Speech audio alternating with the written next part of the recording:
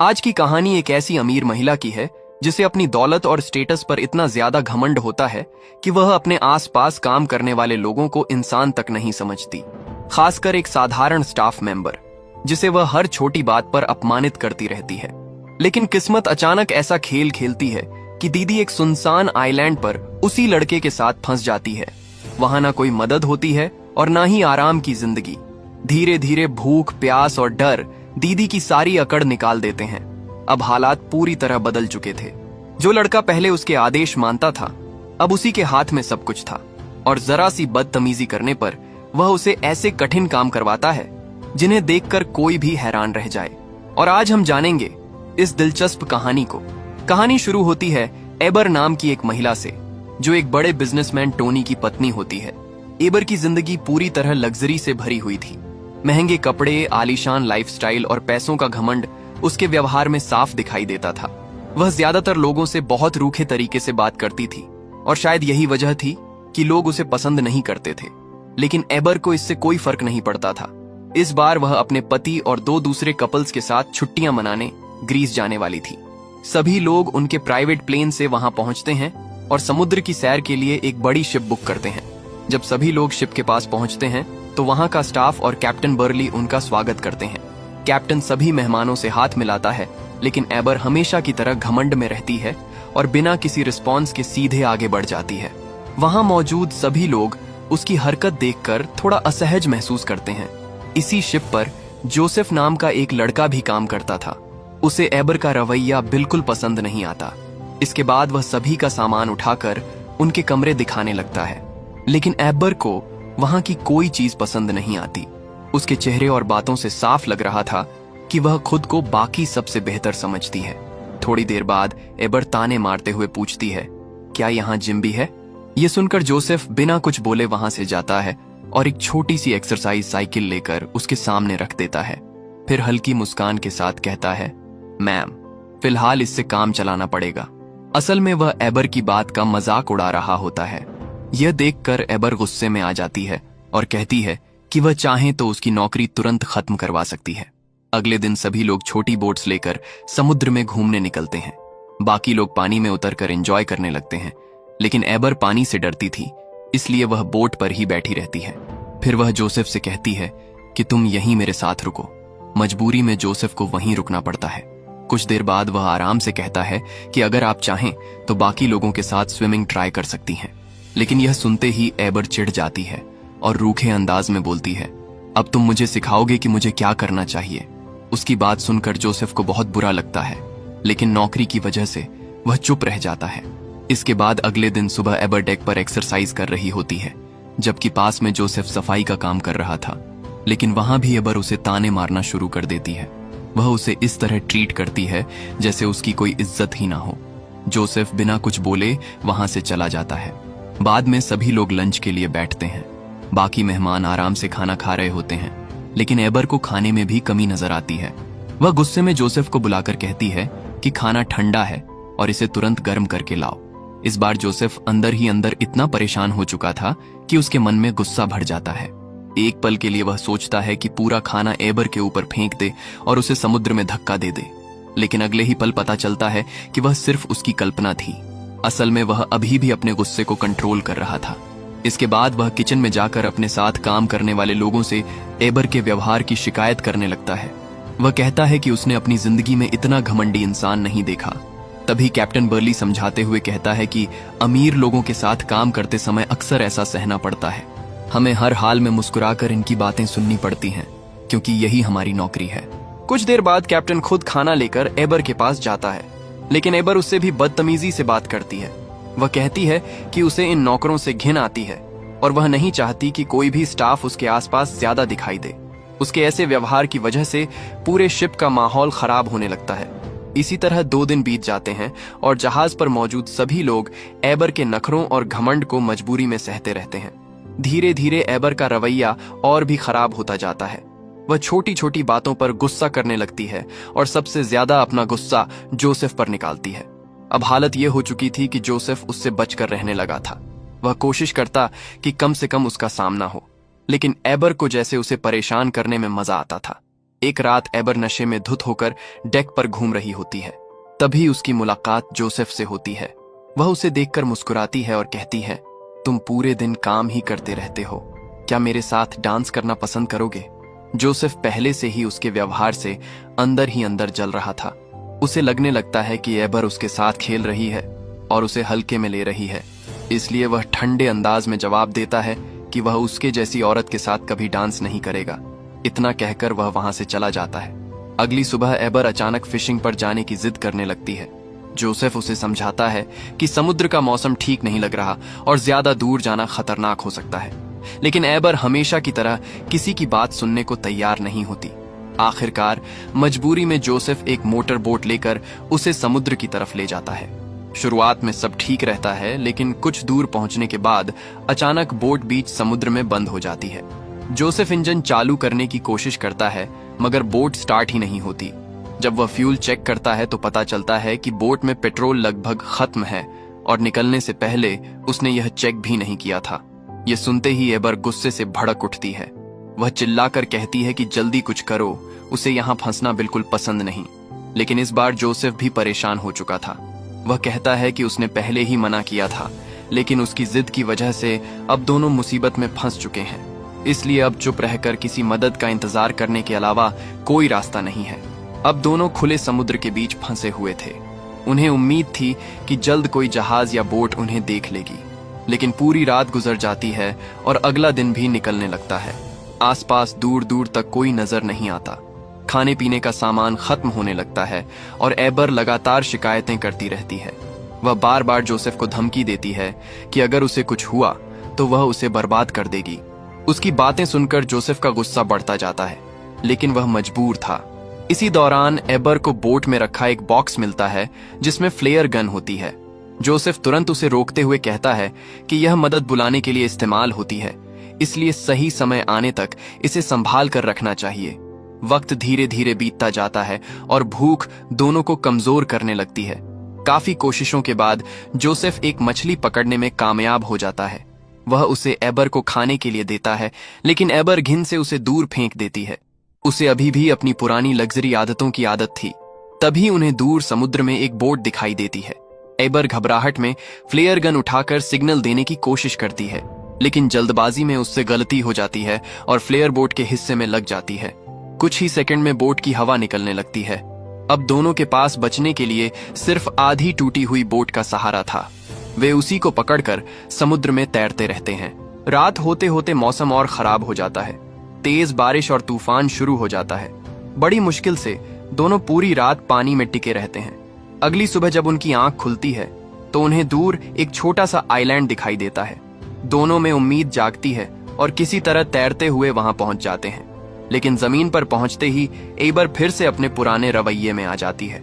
वह जोसेफ को धमकी देते हुए कहती है कि वापस जाते ही उसका लॉयर उसे जेल भिजवा देगा। ये सुनकर जोसेफ भी साफ शब्दों में कह देता है कि उसे अब उसकी बातों से कोई फर्क नहीं पड़ता। वह कहता है कि वह उसे बिल्कुल पसंद नहीं करता और अगर एबर भी ऐसा ही सोचती है तो दोनों अपने अपने रास्ते अलग कर सकते हैं। अब दोनों एक सुनसान आइलैंड पर फंसे हुए थे, जहां जिंदा रहना बिल्कुल आसान नहीं था। जोसेफ खाने और पानी की तलाश में आगे बढ़ता है। थोड़ी खोजबीन के बाद उसे ऊपर पहाड़ी की तरफ एक पुरानी झोपड़ी दिखाई देती है। शायद वहां पहले कभी कोई रह चुका था। वह उसे थोड़ा ठीक करता है ताकि रात बिताई जा सके। फिर पास के झरने से पानी पीता है और मछली पकड़ने के लिए एक छोटा सा जाल जैसा इंतजाम करने लगता है। दूसरी तरफ एबर पूरे आइलैंड पर घूमती रहती है, लेकिन उसे खाने के लिए कुछ नहीं मिलता। आखिरकार थक कर वह एक जगह छुप जाती है और दूर से जोसेफ को देखने लगती है। कुछ समय बाद जोसेफ मछली पकड़कर वापस आता है और आराम से बैठकर उसे खाने लगता है। भूख से परेशान एबर आखिर उसके पास पहुंचती है और उससे थोड़ी फिश मांगती है, लेकिन इस बार जोसेफ साफ मना कर देता है। वह कहता है कि उसने हमेशा उसके साथ बुरा व्यवहार किया और अब वह उसकी मदद नहीं करेगा। फिर भी एबर का घमंड कम नहीं होता। वह पैसे का लालच देते हुए कहती है कि वह उस मछली के बदले $1000 दे सकती है। यहां तक कि वह अपनी सोने की ब्रेसलेट भी उतार कर उसे देने लगती है। जोसेफ हंसते हुए वह ब्रेसलेट दूर फेंक देता है और कहता है कि इस आइलैंड पर न पैसे की कीमत है और ना ही उसके स्टेटस की। अगर उसे भूख लगी है तो खुद मेहनत करके खाना ढूंढना होगा। ये सुनकर एबर गुस्से में उसके ऊपर मिट्टी फेंक देती है। अब जोसेफ का सब्र टूट जाता है। वह उसे जोर से थप्पड़ मारता है और कहता है कि अगर उसे खाना चाहिए तो अब उसे मास्टर कहकर बुलाना होगा। अब हालात पूरी तरह बदल चुके थे। जो एबर कभी खुद को सबसे ऊपर समझती थी, आज उसी को जोसेफ के कहे अनुसार काम करना पड़ रहा था। जोसेफ साफ शब्दों में कह देता है कि इस आइलैंड पर अब वही नियम बनाएगा। वह एबर से कहता है कि यहां उसकी दौलत, स्टेटस और एटीट्यूड किसी काम के नहीं है। अगर उसे जिंदा रहना है तो उसकी हर बात माननी होगी। फिर वह अपने गंदे कपड़े उसकी तरफ फेंकते हुए कहता है कि पहले इन्हें धोकर सुखाओ, उसके बाद ही खाने के बारे में सोचा जाएगा। एबर के पास कोई दूसरा रास्ता नहीं था। गुस्से और बेबसी में वह जोसेफ के कपड़े साफ करती है, फिर उन्हें सुखाकर वापस लाती है। लेकिन जोसेफ वहीं नहीं रुकता। वह उसे झरने से पानी भरकर लाने के लिए भी कहता है। आखिरकार सारे काम करने के बाद उसे थोड़ा सा खाना मिलता है। कभी खाने में हल्की सी कमी होने पर गुस्सा करने वाली एबर अब भूख से मजबूर होकर आधा पका खाना भी बिना शिकायत खा रही थी। जोसेफ चाहता था कि उसे एहसास हो कि जिंदगी सिर्फ पैसे और घमंड से नहीं चलती। रात होने पर जोसेफ अपनी झोपड़ी में जाकर आराम करने लगता है और एबर से कहता है कि वह बाहर सोए। एबर अंदर आने की विनती करती है, लेकिन जोसेफ कहता है कि झोपड़ी बहुत छोटी है और अगर उसे अंदर सोना है तो दोनों को एक ही जगह शेयर करनी पड़ेगी। यह सुनकर एबर असहज हो जाती है और बाहर ही रात बिताने का फैसला करती है। इस तरह आइलैंड पर उनकी पहली रात गुजर जाती है। अगली सुबह दोनों फिर खाने की तलाश में निकलते हैं। काफी कोशिश के बाद वे एक मछली पकड़ने में सफल हो जाते हैं, लेकिन अब जोसेफ का व्यवहार पहले जैसा नहीं रहा था। उसके अंदर सालों का दबा हुआ गुस्सा बाहर आने लगा था। वह सिर्फ मछली पकड़ता और बाकी सारे काम एबर से करवाता। अगर एबर थोड़ा भी एटीट्यूड दिखाती तो वह उसे और ज्यादा काम दे देता। एक दिन एबर जंगल से लकड़ियां इकट्ठा करके लाती है ताकि खाना पकाया जा सके। तभी जोसेफ मजाक उड़ाते हुए उसे गाना गाने और डांस करने के लिए कहता है। हालात ऐसे थे कि एबर मजबूरी में उसकी बातें मानती रहती है। धीरे धीरे वह उसे कपड़े धुलवाने, पानी भरवाने और छोटे छोटे काम करवाने लगता है। अगर वह उसकी बात टालती तो जोसेफ उसे सजा की तरह और मुश्किल काम दे देता। दिन ऐसे ही गुजरते जाते हैं और इस सुनसान आइलैंड पर दोनों के बीच एक अजीब रिश्ता बनने लगता है। कभी लड़ाई, कभी तकरार और कभी चुप्पी। इन सब के बीच दोनों धीरे धीरे एक दूसरे को समझने लगते हैं। फिर एक दिन जब एबर मछली पका रही होती है, तब जोसेफ अचानक उसके करीब आकर कहता है कि अगर उसे खाना चाहिए तो उसे उसकी बात माननी होगी। एबर पहले विरोध करती है, लेकिन हालात के सामने मजबूर थी। जोसेफ दरअसल उसे वही एहसास दिलाना चाहता था जो उसने सालों तक दूसरों को महसूस करवाया था। अब स्थिति यह थी कि जोसेफ उस अमीर और घमंडी औरत पर पूरी तरह हावी हो चुका था। दूसरी तरफ एबर भी धीरे धीरे बदलने लगी थी। एक दिन जब वह काम कर रही होती है, तब जोसेफ बार बार उसे चिढ़ाने लगता है। एबर पहले से ही तनाव में थी, इसलिए गुस्से में उसे धक्का देकर वहां से भागने लगती है। जोसेफ भी उसके पीछे दौड़ पड़ता है। एबर डर जाती है क्योंकि उसे लगने लगता है कि अब वह उसकी मजबूरी का फायदा उठा सकता है। उसे पता था कि इस आइलैंड से अकेले निकल पाना लगभग नामुमकिन है। कुछ दूर जाकर जोसेफ उसे पकड़ लेता है। एबर घबराई हुई थी, लेकिन जोसेफ सिर्फ उसे रोककर शांत करने की कोशिश करता है। वह उसे समझाता है कि मजबूरी और बेबसी कैसी लगती है। अब शायद वह इसे महसूस कर पा रही होगी। फिर वह उससे कहता है कि उसने हमेशा अपने से नीचे काम करने वाले लोगों को अपमानित किया, जबकि वे भी इंसान थे और सम्मान के हकदार थे। असल में जोसेफ के मन में अब एबर के लिए नफरत के साथ साथ एक अलग भावना भी पैदा होने लगी थी। वह चाहता था कि एबर सच में बदल जाए और दूसरों की इज्जत करना सीखे। दूसरी तरफ एबर को भी अब अपनी गलतियों का एहसास होने लगा था। उसने देखा कि जोसेफ कई बार चाहकर भी उसके साथ गलत व्यवहार नहीं करता। यही बात उसे अंदर से बदलने लगती है। उस रात एबर अकेले समुद्र किनारे बैठी रहती है और अपनी पुरानी जिंदगी के बारे में सोचती है। अगली सुबह वह जोसेफ के पास जाती है और उससे माफी मांगती है। जोसेफ भी उसका व्यवहार देखकर शांत हो जाता है और उसे माफ कर देता है। इसके बाद दोनों मिलकर आइलैंड पर सरवाइव करने लगते हैं।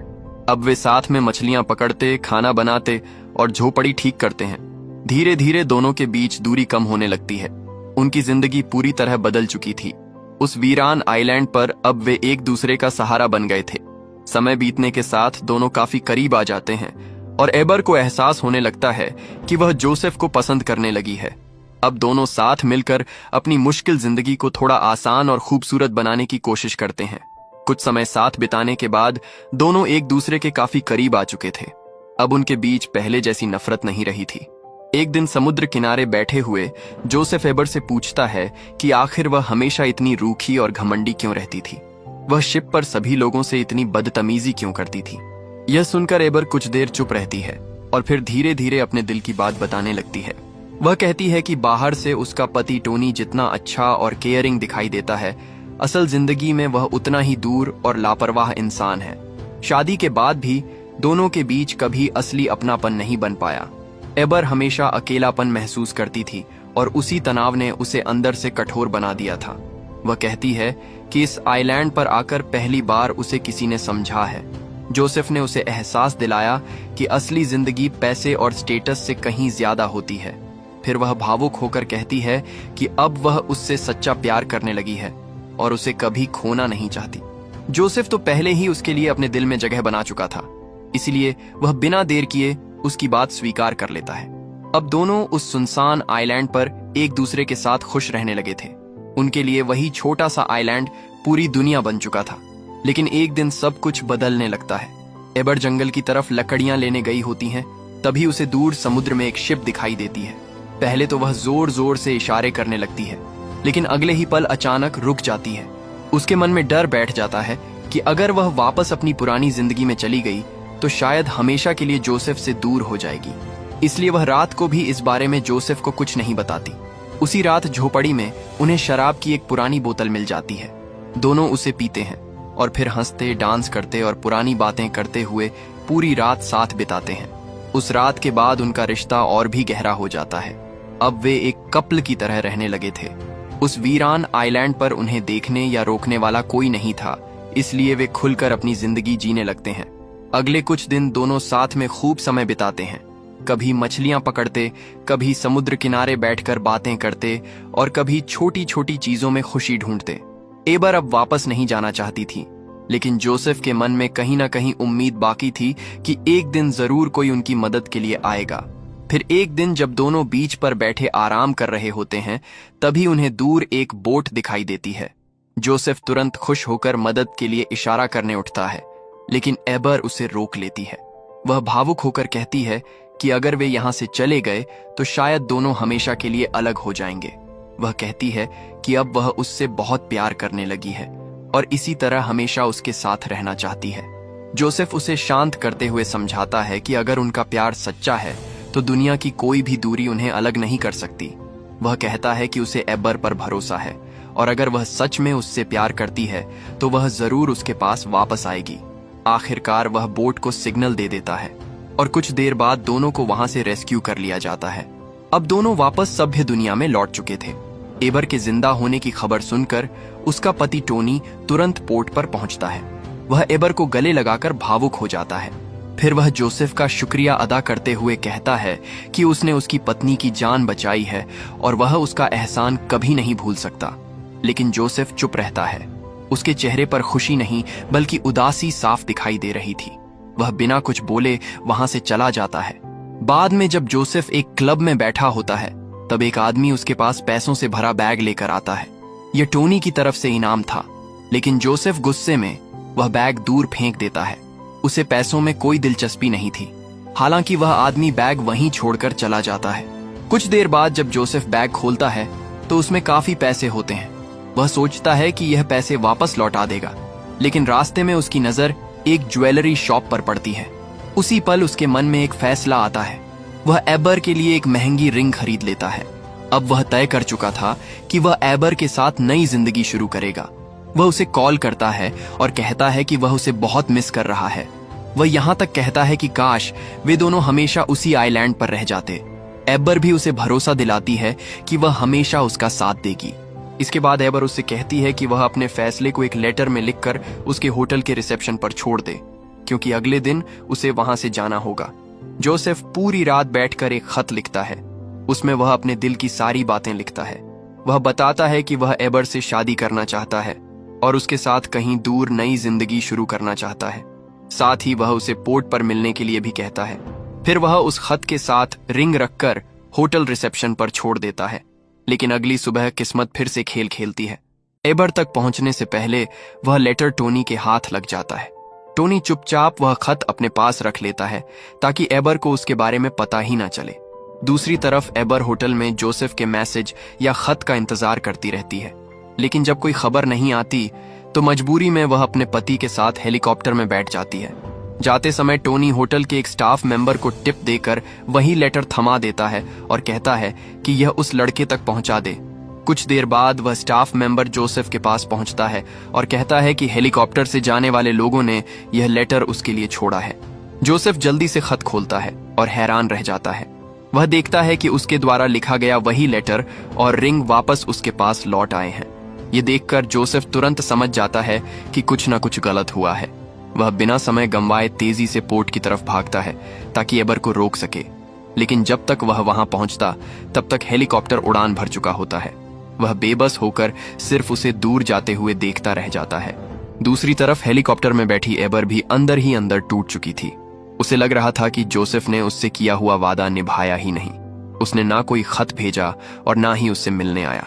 वहीं जोसेफ के मन में भी यही गलतफहमी बैठ चुकी थी कि एबर ने उसका लेटर और रिंग वापस भेजकर हमेशा के लिए उसे ठुकरा दिया है। असल में दोनों एक दूसरे से दूर नहीं होना चाहते थे, लेकिन टोनी की चाल ने उनके बीच ऐसी गलतफहमी पैदा कर दी थी जिसने सब कुछ बर्बाद कर दिया। दोनों को सच का पता ही नहीं चल पाया और उनका प्यार अधूरा रह गया। पोर्ट पर खड़ा जोसेफ दर्द और गुस्से से भरा हुआ था। उसके हाथ में वही रिंग थी जो उसने एबर के लिए खरीदी थी। टूटे हुए दिल के साथ वह पूरी ताकत से उस रिंग को समुद्र की तरफ फेंक देता है। कुछ ही सेकंड में वह अंगूठी गहरे पानी में हमेशा के लिए गायब हो जाती है, ठीक वैसे ही जैसे उनकी प्रेम कहानी। एक तरफ एबर थी जो सोच रही थी कि जोसेफ उसे भूल चुका है, और दूसरी तरफ जोसेफ था जिसे लगा कि एबर ने उसे छोड़ दिया, जबकि सच्चाई कुछ और ही थी। लेकिन अब बहुत देर हो चुकी थी। एक छोटी सी गलतफहमी और एक चालाक इंसान की वजह से दो लोग हमेशा के लिए अलग हो गए, और इसी दर्द भरे मोड़ पर यह अधूरी प्रेम कहानी खत्म हो जाती है। तो दोस्तों, आपको क्या लगता है? क्या इन दोनों को आखिर में मिल जाना चाहिए था, या कहानी का यही दुख भरा अंत सही था? अपनी राय कमेंट में जरूर बताना। उम्मीद है आपको आज की यह कहानी पसंद आई होगी।